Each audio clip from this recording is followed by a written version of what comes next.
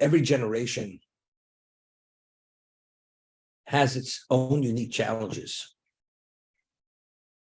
The challenges of the early part of the 19th century, let's say United States, what were the challenges? The challenges were really financial because of financial issues. If you wanted to gain employment, very often you had to compromise on your Judaism for the sake of earning a living. Why? As we discussed, you couldn't find employment if you didn't work on Shabbos. Or you worked in an environment which was not conducive to Judaism. If you moved down south, where there wasn't a vestige of Judaism, you'd be able to earn a living. But going there, what do you have? You have no Jewish education. You have no synagogue. You have nothing which would in any way impress you that you're Jewish or that you have value. So the person says, it's not an option. It's not an option to go there. I have to stay in New York or in the tri-state area because that's where you have a heavy concentration of Jews. But we got a problem. I don't have employment. Every week I go from pillar to doorpost. I have no job. My kids are hungry. That's a challenge. That's one kind of challenge. Today, thank God, our challenge is not, could you find a position enough to put bread on the table? Everything a person can find such a thing. What's the challenge? This generation, the challenge is initially, I don't see those challenges, the other ones, but the challenge is we live in a generation of hedonism. Hedonism. That people have become semi-hedonists. Relative to what a real hedonist is, we're not hedonists. But that we are attracted to excess, to quality at unusual levels, especially, that's our challenge. Do you succumb to that? Don't you succumb to it?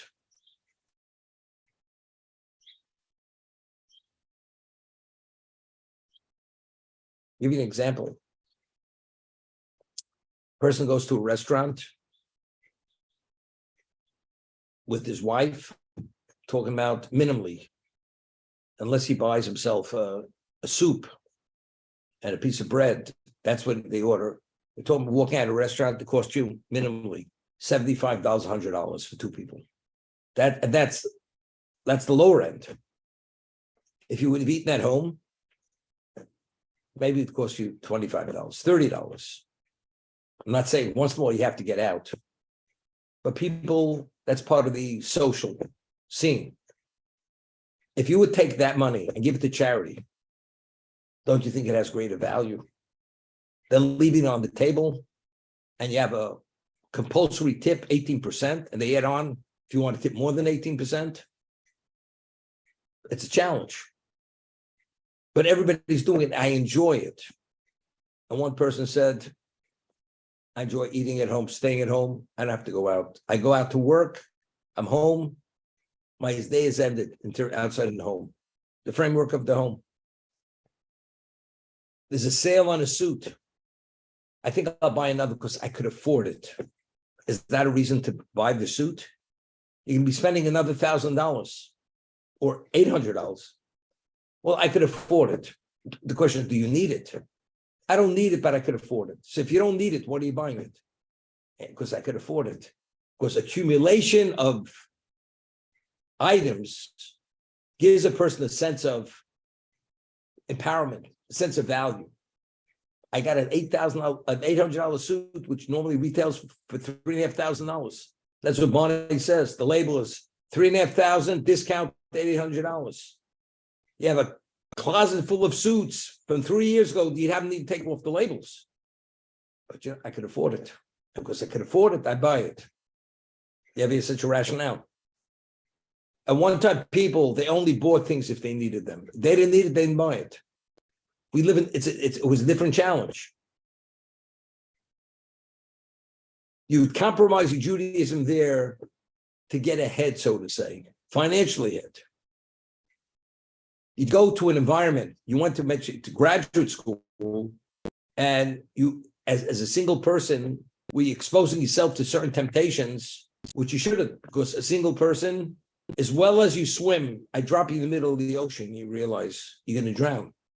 Putting you in an environment where there's no trappings of Judaism, and you're a single person, you don't even have a wife to be with, it's like putting yourself in the middle of the ocean. It's not swim or sink, it's definitely sink. You're definitely going to be compromised there. Due that there's no shoring up and there's no continuous strengthening of that environment. It's a problem. Every generation has its challenges. This generation has gone beyond hedonism. We've gone a level that they're coming up with certain concepts, which I'm not sure ever existed in existence. Gender changes. Children even if the parents don't want it, you could somehow, you ask a child 5 years old, are you a boy or a girl? Kid, the kid. The person has more intelligence than Biden, but that's an important question you should ask.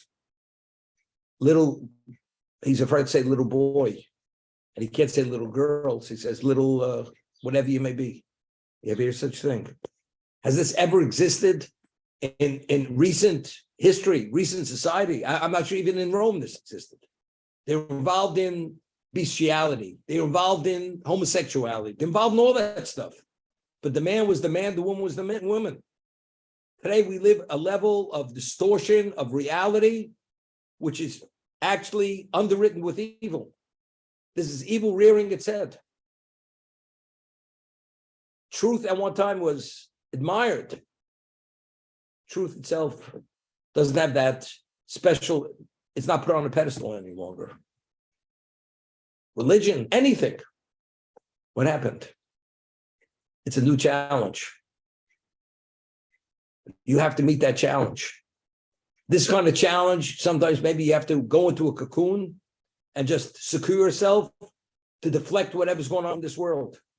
Because I said, as well as you swim, I put you in the middle of the ocean, you're not going to survive. You're going to drown.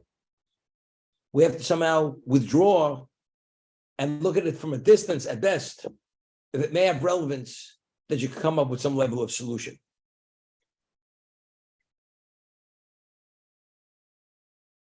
The times where you were able to study and to be attracted to Judaism was relatively much more simpler than today. I'll give you an example. When did the Baal Tshuva movement, the Kiruv, bringing Jews back to Judaism, when did it start really booming? It became something very attractive. If you remember, there were times, and this is in the 60s, you had kids, boys, girls who were in college, and they would drop out of college because they wanted to find themselves. And they would travel with a backpack on the back, travel to India to find out. They go to gurus to meditate, to think. They had to find themselves. That's what it was.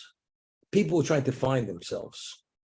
During this time of people reflecting on themselves, it's not the status, it's not the money, it's not my parents, the question is, who am I? What's in my best interest? And people truly were hurting because they wanted to find out who are they, what is the value, what's the purpose? At this time, what happened was we had a 6-day war in Israel. And the Jews were victorious in that war. And it was unheard of. You're surrounded by 100 million of the enemy, and you little tiny, almost not existent number, defeat all these people. You come up with endless reasons, doesn't make a difference. But factually, the way it was seen, the Jewish people after the 6-day war were seen by the world as heroes. This touched many people, whether the refuseniks in Russia, All these kids, Jewish kids who were wandering to Nepal or who knows where they were going, they were touched by this. And you know where they went? They went to Israel. They didn't know why they went to Israel, but they knew if we're Jews, that's our place. We're going there. And all of a sudden they see the Kotel. They see the Wailing Wall. It's the only remnant of the temple. And many of them were very touched by this. And then they were accorded hospitality, very special hospitality. And they were treated like as if you're members of the family that's hosting you, although they never knew you the day before.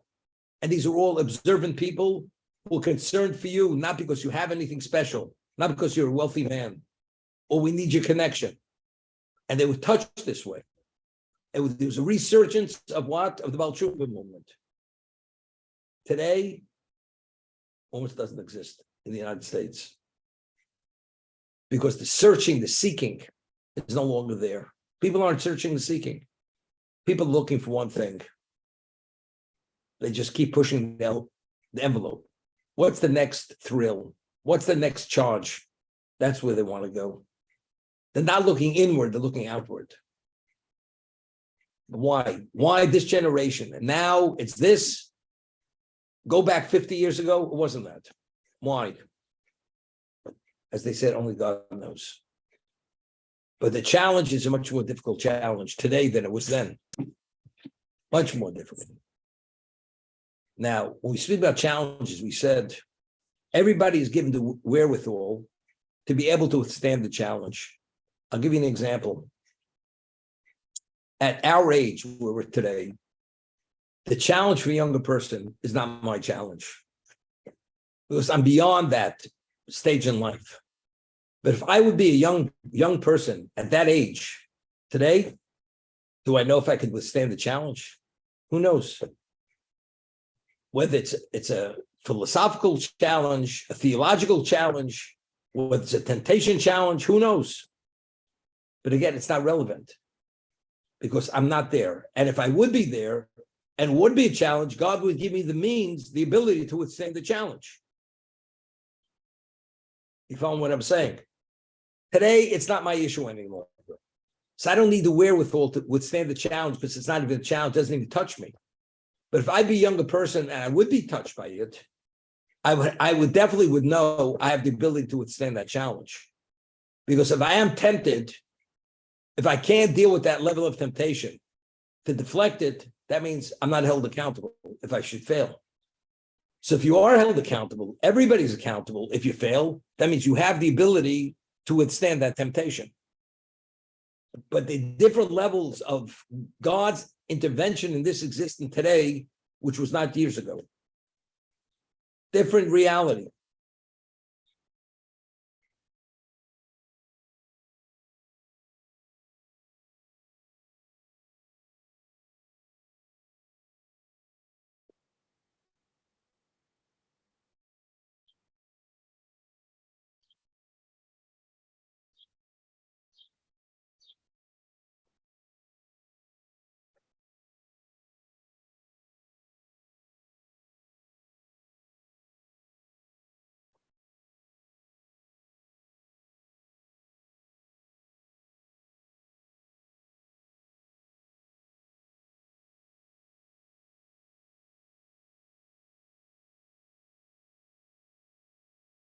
We find in prophets beginning, there was a civil war in Israel.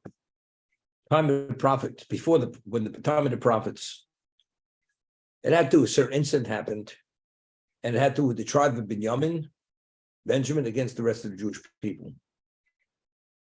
And they went to war because Benjamin wasn't willing to back down. Something happened and they wanted to prosecute the perpetrator. Benjamin said, tribe Benjamin, you're not prosecuting our person. And it broke into a civil war. They fought. Benjamin was nearly annihilated, the whole tribe. A certain small segment of the tribe was left. Judah outnumbered them endlessly times over, the tribe of Judah. But yet, the first few encounters in battle, Judah lost the battles and had tremendous numbers of casualties. And they went and they consulted with the prophet. They said, what's going on? Why? So Hashem had communicated through the prophet to them is because you believe that it's your power and might, because your numbers are so much greater, they're going to be a pushover. You're just going to walk in and they're going to fall dead. So you believe it's you. So to teach you, despite your numbers, it's not you. With these great numbers, you're going to have tremendous casualties. And then you'll understand what victory is dependent upon. It's not dependent on number. It's dependent where you stand with God. It's only through God's intervention that he's with you. That's the reason why you succeed, and that's the reason why you have victory. And they did it, and sure enough, they had victory. So all the battles they had lost, Yehuda, even though they outnumbered the tribe of Benjamin, 50-1 didn't make a difference. Because it's not a quantitative battle, but it's a worthiness battle. And if you're not worthy, regardless of what your number is, you have serious casualties. This is what happened.